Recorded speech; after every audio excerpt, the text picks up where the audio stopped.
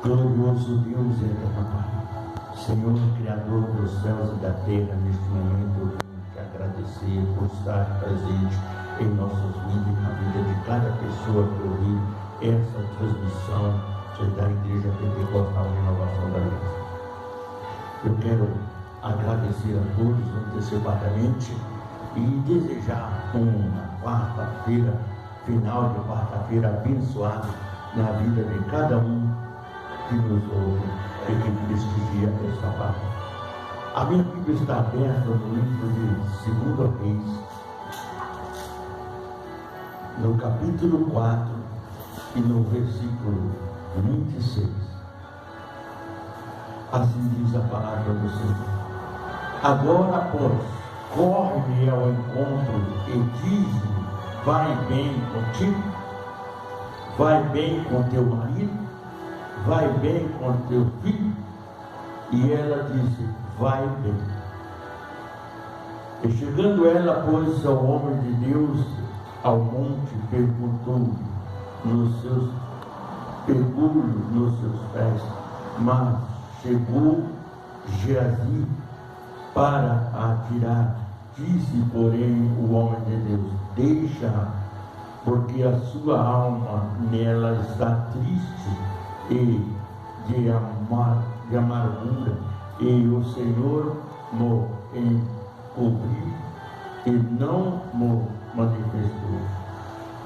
Eu disse ela: pedi eu ao meu Senhor algum filho? Não disse eu: não mintas, não me engane? E ele disse a Geazi: cinge o teu lomo e toma o meu bordão na tua mão e vai-se ao encontro. Encontrares alguém, não saúde, e se alguém te saudar, não lhe responda, e põe o meu bordão sobre o rosto do menino. Aqui nós vemos uma história, uma passagem muito interessante. Eliseu, o homem de Deus, sempre passava todos os meses, todas as luas, passava ali pela propriedade daquela mulher. E ela sempre observava. Às vezes nós estamos vivendo, passando por algum lugar, morando em algum lugar, e acha que você não é conhecido, mas alguém está te observando. E aquela mulher observava sempre as atitudes de Eliseu. Então, chamando seu esposo, disse para ele: olha, fazemos um quartinho, colocamos lá uma mesa, uma cadeira, uma cama, né? E uma candeia, uma lamparina, né? E para que aquele homem, quando passar aqui, se acampe, porque ele passava pela casa da mulher e dormia embaixo de uma figueira logo na frente. Então assim eles fizeram, combinou ela com o esposo e fizeram essa obra, né? Quando Eliseu passou na próxima lua, aí ele disse: olha, preparamos aqui um quarto para você. E esse quarto ficava no terraço em cima. Aí Eliseu agradeceu, subiu lá, olhou, observou, mas aquela mulher não tinha filho. Então ele perguntou para aquela mulher o que ela precisava. Ela disse que não precisava de nada, que ela era feliz do jeito que estava. Porém, ela achou, não precisava de nada, então o que ia fazer? Aí Geazi disse: olha, ela não tem filho, chame ela aqui. Aí ela voltou lá no quarto de Eliseu e Eliseu disse para ela: no tempo determinado abraçarás o filho. Ela disse: Senhor, não me enganes, não mintas para mim. Eliseu disse aquela palavra e deixou por aquilo mesmo. Há poucos meses ela percebeu que estava grávida e ia ter um filho. E no tempo determinado que o profeta disse, ela teve essa criança. Quando o menino havia desmamado, o pai sempre levava ele para o trabalho, para a roça. E chegando lá no campo, o menino teve uma dor de cabeça muito forte. E o pai mandou que os empregados levassem ele de volta para casa, ficar com a mãe. Chegando lá, o menino faleceu. Ela pegou a criança, colocou sobre a cama do profeta e foi atrás do profeta. Muitas das vezes as pessoas não procuram buscar em Deus a resposta e vai confiando às vezes num homem que não tem qualificação espiritual para salvar a vida e termina perdendo a vida e aquilo que era mais precioso. Mas ela largou aquela criança e disse para que o marido dela mandasse um jumento, um cavalo apontado já com arriado, porque ela ia atrás do profeta. Mas ele disse para a esposa: mas não é lua nova, ele não vai vir, ele vai. Mas ela foi ao encontro. Ela não quis saber de outra coisa. Ela precisava de uma resposta e só quem podia passar aquela informação para ela era Eliseu. Então ela foi. Quando ele estava na montanha, de longe ele observou e viu a sunamita que estava subindo a montanha. Então ele disse a Geazi: corre ao encontro dela e pergunta se está tudo bem com o marido, com ela, com o filho. E Geazi foi e perguntou, e ela disse que já estava tudo bem. Mas como poderia estar bem se o filho estava morto? Nós nunca podemos esquecer que as nossas palavras têm poder, e o poder da palavra pode mudar muita coisa. Então ela disse para o profeta: não te disse eu que não me disse? Agora o menino está lá, morto. O profeta pegou e disse para Geazi: olha, unge os seus lombos e pega o meu bordão, que é o cajado, e corre na frente, e chega lá, você coloca o meu cajado no rosto da criança e espere eu chegar. E assim aconteceu, eles fizeram. E ele desceu mais a sunamita junto, e quando chegaram em casa o menino estava morto. Aí Eliseu subiu ao quarto, orou a Deus. E quando orou, ele deitou sobre a criança e orava a primeira vez e nada aconteceu. Mas ele não desistiu, pôs-se novamente da mesma forma como Deus tinha determinado. E orando novamente, o menino respirou. A sunamita deixou ele lá com o filho e desceu lá para casa. Aí ele manda chamar a sunamita: vai, chama ela agora. E chamaram, ela voltou lá no quarto. Ele pegou a criança pela mão e disse: aqui seu filho. Ali foi um milagre instantâneo. Ela imediatamente agradeceu, falou: agora sei que realmente tu és o homem de Deus. Porque falar de Deus, tem muita gente falando por aí. Existe um ditado popular que diz que falar até papagaio fala, né? Mas agir como homem de Deus são poucos. Não podemos se emocionar com palavras negativas. Aquilo que Eliseu falou não emocionou aquela mulher. Ela ficou sempre resistindo tudo que o profeta dizia, porém acreditava no poder da palavra do profeta. Agora, quantas vezes você já recebeu alguém dizendo que Deus estava falando alguma coisa para você? Quando nós dissemos assim, aí, Deus está dizendo, nós temos que ter convicção daquilo que nós estamos transmitindo para a pessoa. Porque Deus não é brincadeira. Deus não é coisa para emocionar ninguém, não, para você falar o nome dele e emocionar, não. A pessoa tem que sentir a própria emoção ao ouvir a voz de Deus. Então, ela sempre contestava, mas acreditava no poder da oração. Eliseu orou, aquela criança ressuscitou, ele entregou para a mãe. A mãe o agradeceu e Deus abençoou. Agora, o que ele disse mais? Olha bem.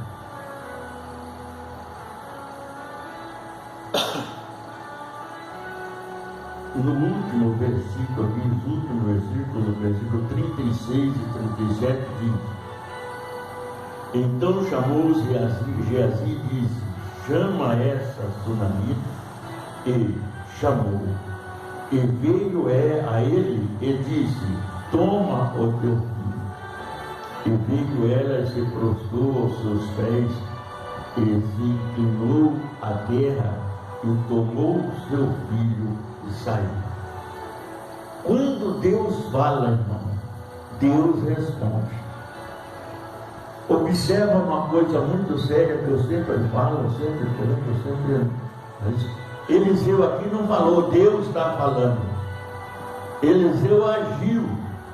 Ele não simplesmente falou nada para emocionar aquela mulher ou colocar esperança nela, não. A esperança que ela tinha era que o filho estava morto.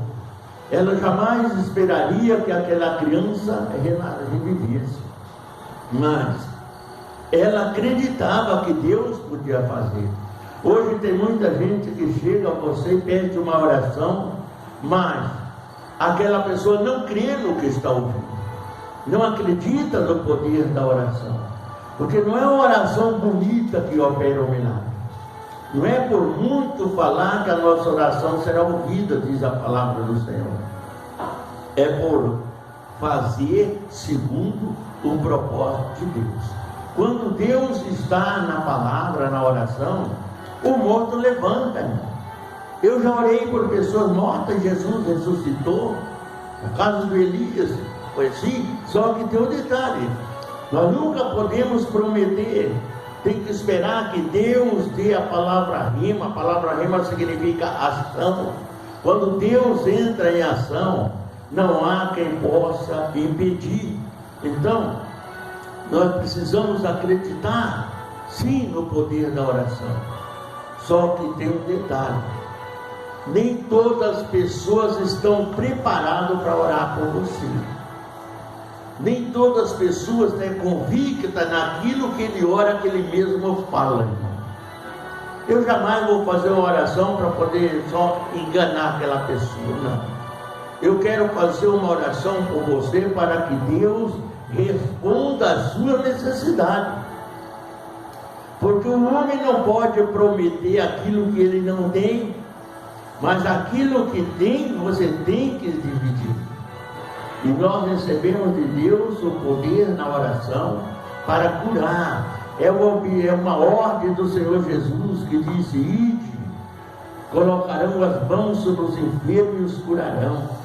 Então, às vezes muitas vezes a gente ora assim meio rápido, né? Meio com pressa, e às vezes as pessoas estão falando isso, mas o pastor fez uma oraçãozinha tão michuruca para mim. Mas não é o tamanho da oração que vai curar, é o poder que está nela que vai curar. É o poder que vai mudar. E às vezes você fala um monte de coisa, no meio daquele monte de coisa que você fala, desagrada o coração de Deus e o milagre não acontece. Então, em poucas palavras que você fala eficaz dentro do propósito daquilo que você está orando, Deus responde, porque Deus vê em você fidelidade, amor naquilo que está fazendo e determinação. Às vezes você pode ter até fé, mas se não tiver determinação, o milagre não acontece, irmão. Eu determinei que vou receber essa oração e vou ser curado. Está isso no seu coração? Não importa o tamanho da oração que o pastor vai fazer, mas importa do poder aquela oração está transmitindo na vida da pessoa. Aqui, a Bíblia não diz que Eliseu ficou 2 horas tantas vezes assim, orando pelo menino, não. A Bíblia diz que ele fez uma oração, saiu, o menino continuou morto, ele fez novamente da mesma forma e Deus respondeu a oração. E tem muitas pessoas que acham que ele recebendo uma oração só já está pronto, já está curado. Não é bem assim, porque no meio disso tudo a sua fé vacila, e quando a nossa fé vacila, o milagre não acontece. Quando nós colocamos qualquer propósito em dúvida, o milagre não acontece, porque aquela fé foi impedida de chegar a Deus. Porque onde há dúvida, não há fé. Quando Jesus andou sobre as águas, Pedro se prostrou diante de Deus, se preparou diante de Jesus e disse: Senhor, se és tu que anda sobre as águas, permita que eu vá ter contigo. E Jesus disse: venha, Pedro. E Pedro foi. Só que quando chegou no meio das águas, ele teve medo, e aí a fé dele vacilou, irmão, e ele começou a afundar, e ele gritou socorro, porque o socorro estava bem presente na hora da angústia. Então, quando ele gritou: Senhor, salva-me, Jesus apertou o braço, pegou na mão de Pedro, levantou da água e disse: homem de pequena fé, por que duvidaste? Pequena fé como? Aí você vai ver, Jesus disse assim, que a fé for do tamanho de uma semente de mostarda, disser esse monte, precipite ao mar, assim será feito. Então, que tamanho seria essa fé genuína para poder levantar um morto, para poder curar um paralítico, um enfermo, um drogado, uma pessoa assim? Que tamanho que seja essa fé?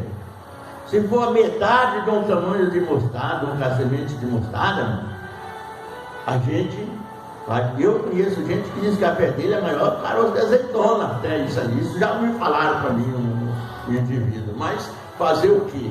Vai acreditar, dormir com um barulho desse? Não tem como, né? Então, o que acontece? A fé mínima que seja, mas que seja genuína, é o suficiente para levantar um morto e curar qualquer enfermidade. Porque, e não é o tamanho da oração que faz isso, não. Porque quando aquela mulher tocou no manto de Jesus, o que ela disse? Se eu tão somente tocar nas ordens do manto do Senhor, eu serei são. E assim aconteceu. Jesus não orou para aquela mulher, mas o poder estava nele. Quando nós clamamos a Deus, pagamos o preço, pedimos, o poder de Deus está sobre nós. Agora, quando Jesus chegou naquele paralítico no tanque de berço, ele disse o quê? Queres ficar sã? Olha o tamanho da oração que Jesus disse para ele: levanta-te, pega a tua cama e vai embora. Essa foi a oração que Jesus fez. Jesus não pegou a mão, ficou orando lá meia hora em cima, não precisa disso, mas o poder é que traz o milagre, irmão. A unção, o poder e a fé tem que estar junto. Se não estiver essas três coisas junto, o milagre não acontece. Ah, mas eu tenho muita fé, tem nada. Ninguém tem fé suficiente daquilo que nós precisamos às vezes. Por mais fé que nós parecemos ter, tem hora, muitos momentos, o nosso coração vacila, o nosso coração entra em choque com a realidade. Então a gente tem que entender uma coisa: se eu duvidei de alguma coisa, eu tenho que voltar lá, pedir perdão a Deus, falar: Senhor, me perdoa porque eu vacilei. Não é feio você pedir perdão, não. É feio você tentar enganar os outros com mentira para poder tirar vantagem em cima disso. E aí é feio demais. Mas de outra forma, não. Entendeu? Se humilhar diante do Senhor não é feio, não. Até a humilhação é tão importante diante de Deus que ele diz que ele exalta o que se humilha e humilha aqueles que se exaltam. Vai ter muita gente sendo humilhada no último dia e batendo no peito: Senhor, eu curei, eu profetizei, eu falei línguas, eu fiz isso, eu fiz aquilo, eu ganhei muitas almas para o seu reino. E Jesus vai dizer o quê? Apartai de mim, maldito, não vos conheço. Essa é uma palavra que muita gente vai ser humilhada naquele dia, irmão. E esse dia está pertinho, está voltando, está chegando. O Senhor Jesus está voltando. E cada um de nós iremos prestar conta diante do Senhor. Se o seu coração for humilde para se humilhar e pedir perdão, faça, irmão. Não fique arrogante, porque a arrogância não te salva. A ignorância nossa não nos salva, não. O que nos salva é a nossa humildade, a nossa fidelidade e o nosso amor verdadeiro para com Cristo. É por isso que é importante a gente não só pregar o milagre, mas também ensinar as pessoas a crerem, ensinar as pessoas a alcançar o milagre. Porque às vezes você está cheio do poder para o milagre acontecer, mas a fé do irmão do indivíduo está vacilando, está duvidando daquilo que você está orando. Então jamais o milagre vai acontecer. Mas se você decidir, eu vou receber a oração e vou ser curado, pode ter certeza que Deus é poderoso para fazer segundo o desejo do teu coração. Lá no livro de Salmo, a Bíblia nos afirma isso: deleita-te no Senhor e Ele concederá o que deseja o teu coração. Entrega os seus caminhos ao Senhor e Ele tudo fará. Olha bem, Ele não faz a metade, não, faz tudo, irmão. Então é por isso que nós temos que tomar conhecimento e crescermos no nosso coração na fé, na humildade, na simplicidade, para que Deus possa nos abençoar e nos dar força e nós se aproximarmos a cada dia mais do Senhor, porque os dias estão chegando e Jesus está voltando. Bem, quero orar por você agora. Aonde quer que você esteja, inclina a sua cabeça, ou coloque o seu coração na fé, no amor, na justiça, o desejo do teu coração, para que eu possa orar por você agora. Glorioso Deus, eterno Pai, Senhor, Criador dos céus e da terra.